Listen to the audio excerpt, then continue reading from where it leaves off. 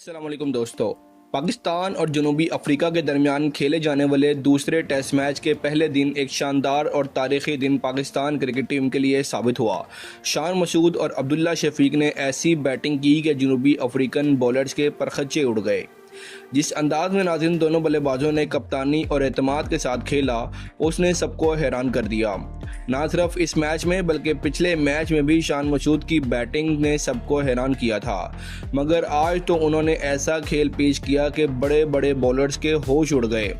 यहाँ तक कि एडम मार्करम जो साउथ अफ्रीका के कप्तान हैं, उनको खुद बॉलिंग करने आना पड़ा।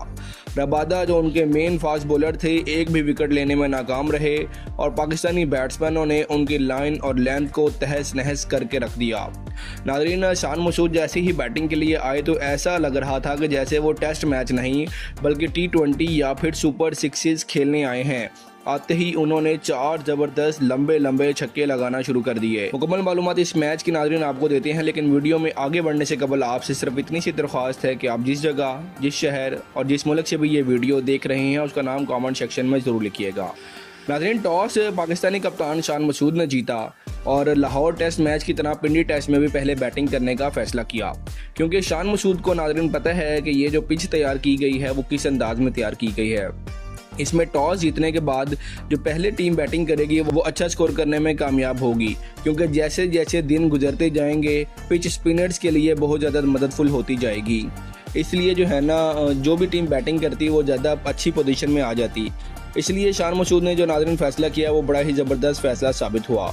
ओपनिंग जोड़ी इमामुल हक और अब्दुल्ला शफीक मैदान में उतरी और शुरू से ही जारहाना अंदाज अपनाया। रबादा और मार्को यानसीन जैसे बॉलर्स भी उन दोनों ओपनर्स को आउट करने में कामयाब ना हो सके। इमामुल हक 17 रन्स बनाकर आउट हुए, जबकि दूसरी जानिब अब्दुल्ला शफीक उस वक़्त 25 रन्स पर मौजूद थे। इमाम की विकेट गिरने के बाद शान मसूद मैदान में आए और फिर खेल का यूं के जैसे नक्शा ही बदल गया।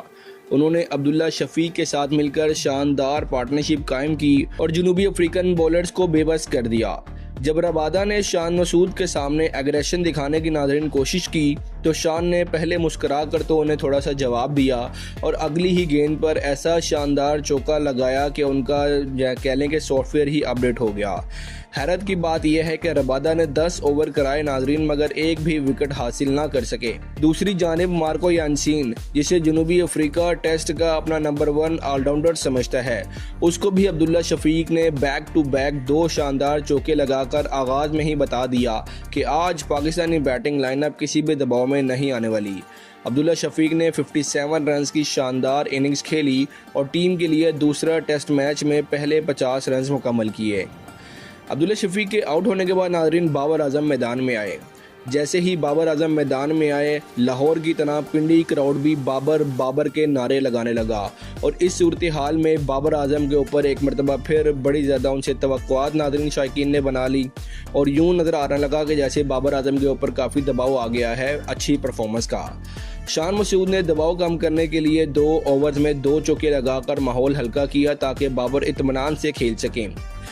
बाबर ने आगाज़ में तो एक खूबसूरत चौका लगाया, फिर कुछ गेंदों पर गौर व फिक्र से खेला और मजमूई तौर पर नाज़रीन 16 रन्स बनाकर एक गैर मामूली बॉलर की गेंद पर फिर आउट हो गए। उनका कैच डिजोर्जी ने शानदार अंदाज में पकड़ा। ये बाबर की मुसलसल तीसरी नाकाम इनिंग्स थी।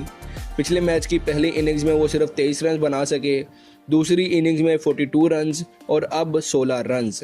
ऐसे में जब टीम का नाज़रीन कप्तान क्रीज पर डटा हुआ है, अब्दुल्ला शफीक रन्स कर रहे हैं, साउथ शकील रन्स कर रहे हैं, जहां पर पिछले मैच में सलमान अली आगा ने रन्स किए और मोहम्मद रिजवान ने रन्स किए, तो बाबर की ये कारकर्दगी तनकीद से बच नहीं सकती। इसलिए बाबर को चाहिए कि वो किसी ना किसी तरीके से अपनी फॉर्म में वापस आएँ और जो उनसे तवक्कुआत हैं शायकीन की उसके ऊपर पूरा उतरें। बाबर के आउट होने के बाद नायब कप्तान साउथ शकील मैदान में आए और उन्होंने आते ही भरपूर अंदाज में बैटिंग शुरू की। उन्होंने पहले कप्तान शान मसूद को मौका दिया कि वो अपने अंदाज में खेलें, फिर खुद बॉलर्स को समझकर उन पर हमला किया। उनका अंदाज पुरएतमाद और यूं लग रहा था कि जैसे प्रॉपर मनसूबाबंदी के साथ था। दूसरी जानिब शान मसूद मुसलसल क्रीज पर डटे हुए थे और जनूबी अफ्रीका के किसी बॉलर्स को खातिर में नहीं ला रहे थे। वो सिंगल्स और डबल्स के जरिए पाकिस्तान के स्कोर को आगे बढ़ा रहे थे और वक्तन फवक्तन चौका लगाकर दबाव को जनूबी अफ्रीका पर मुंतकिल कर रहे थे। और आते ही नाजरीन उन्होंने 26 स्कोर, उनका जब मजमूई 26 स्कोर था तो उस 26 स्कोर में उनके ज़बरदस्त 2 से 3 छक्के भी शामिल थे। ये वही चीज़ थी जो एक हकीकी टेस्ट बैट्समैन की पहचान होती है। शान मसूद की 87 रन्स की इनिंग्स इस बात का वाजिया सबूत है कि वो सिर्फ बड़े शॉट्स पर इन्हिसार नहीं करते बल्कि अपनी टेक्निक और जहानत के ज़रिए यानी सिंगल और डबल के ज़रिए इनिंग्स को आगे बढ़ाते हैं। ये शान मसूद की बदकिस्मती थी कि वो एक मरतबा फिर सेंचुरी से महरूम रह गए। पहले टेस्ट मैच की पहली इनिंग्स में वो 76 रन्स पर आउट हुए थे और इस मरतबा 87 रन्स पर। लेकिन उनकी ये इनिंग्स सेंचुरी से ज़्यादा कीमती थी क्योंकि उन्होंने बतौर कप्तान अपने टीम को फ्रंट से लीड किया और हर लम्हे अपनी मौजूदगी से टीम का हौसला बुलंद रखा। उनकी इनिंग्स ने पाकिस्तान को एक मजबूत पोजीशन फ्राहम की और जनूबी अफ्रीका के बॉलर्स को बेबस कर दिया। दूसरी जानिब नाज़रीन बाबर आजम की गैर मुस्तकिल मजाजी एक मरतबा फिर वाजिया हो गई।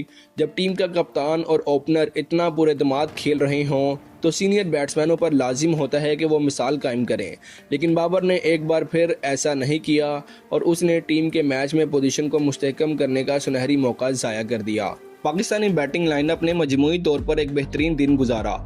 ओपनर्स का एतमाद, कप्तान की कायदाना बैटिंग, नायब कप्तान की मस्बत अंदाज और मिडल ऑर्डर का इब्तदाई मज़ाहमत दिखाना, ये सब मिलकर इस बात का सबूत है नाजरीन कि पाकिस्तान ने इस मैच में एक वाजिया हिकमत अमली के साथ मैदान में कदम रखा था। दूसरी जानिब जनूबी अफ्रीका के बॉलर्स बेबसी का शिकार नजर आए। रबादा जैसा बॉलर्स जो दुनिया का बेहतरीन फास्ट बॉलर में शुमार होता है, एक भी विकेट ना ले सका। मार्को यानसीन, जिसे जनूबी अफ्रीका टेस्ट क्रिकेट का नंबर 1 ऑलराउंडर समझता है, उसकी लाइन और लेंथ को भी पाकिस्तानी बैट्समैनों ने ठिकाने लगाया। एडम मार्करम को बॉलिंग पर आना पड़ा, जो इस बात का वाजिया सबूत है कि जनूबी अफ्रीका की मनसूबाबंदी बुरी तरह पाकिस्तानी बैट्समैन ने नाकाम की। शान मसूद की इनिंग्स के दौरान एक और ख़ास पहलू ये था कि उन्होंने ना सिर्फ नाजरीन अपनी इनिंग्स को मुस्तहकम किया बल्कि बाबर समेत बाकी बैट्समैनों के लिए भी मिसाल कायम की। उन्होंने सिंगल, डबल्स और चौकों के इम्तजाज से खेल को आगे बढ़ाया, जिससे टीम का रन रेट भी मुनासिब रहा और विकेटें भी महफूज रहीं। ये वही चीज़ है जो किसी भी कामयाब टेस्ट टीम की बुनियाद रखती हैं। उनकी 87 रन की इनिंग्स पर नाजरीन वो पहलू शामिल था जो बेहतरीन लीडर और बैट्समैन में होना चाहिए। दिन के अख्ताम पर इस बात में कोई शक नहीं था कि पहला दिन पाकिस्तान के नाम रहा और जनूबी अफ्रीका की टीम दबाव में थी। उनके बॉलर्स थके हुए दिखाई दे रहे थे और पाकिस्तान ने स्कोर बोर्ड पर एक ऐसी बुनियाद रख दी थी जो आगे जाकर मैच के नतीजे पर गहरा असर डाल सकती है। शान मसूद, अब्दुल्ला शफीक और बाकी बैट्समैनों ने जिस एतमाद और तसलसल के साथ बैटिंग की, उसने शायकीन को ये एहसास दिलाया कि अगर यही तसलसल अगले 2 दिनों में भी बरकरार रहा तो ये मैच पाकिस्तान के हाथ में रहेगा। दूसरी जानिब बाबर आजम की कारकर्दगी पर बहस एक बार फिर शुरू हो गई है और नाकदीन का कहना है कि अब वक्त आ गया है कि उन्हें खुद को मनवाने के लिए मुसलसल बड़ी इनिंग्स खेलना होंगी, वरना उनकी जगह पर किसी नौजवान खिलाड़ी को मौका देना बेहतर होगा। यूं दूसरे टेस्ट मैच के पहले दिन का हवाल नाजरीन सिर्फ पाकिस्तानी बैटिंग लाइनअप की शानदार कारकर्दगी को बयान करता रहा, बल्कि ये भी वाजिया करता है कि किसी तरह एक अच्छी मनसूबाबंदी, मजबूत आगाज और कप्तान की कायदाना इनिंग्स एक टेस्ट मैच का नक्शा बदल सकती है। जनूबी अफ्रीका जैसे सख्त हरीफ के खिलाफ इस अंदाज में खेलना किसी बड़ी कामयाबी से कम नहीं। अगर पाकिस्तान अगले दिनों में इसी तसलसल के साथ खेलता रहा तो वो इस मैच में एक फैसलाकुन बरतरी हासिल कर सकता है। ना सिर्फ पाकिस्तान इस मैच में कामयाबी हासिल करेगा बल्कि जनूबी अफ्रीका को वाइट वॉश भी करेगा, जो सीरीज़ के नतीजे पर भी बड़ा असर होगा और वर्ल्ड टेस्ट चैंपियनशिप के फाइनल के लिए भी पाकिस्तान का एक कदम आगे बढ़ जाएगा।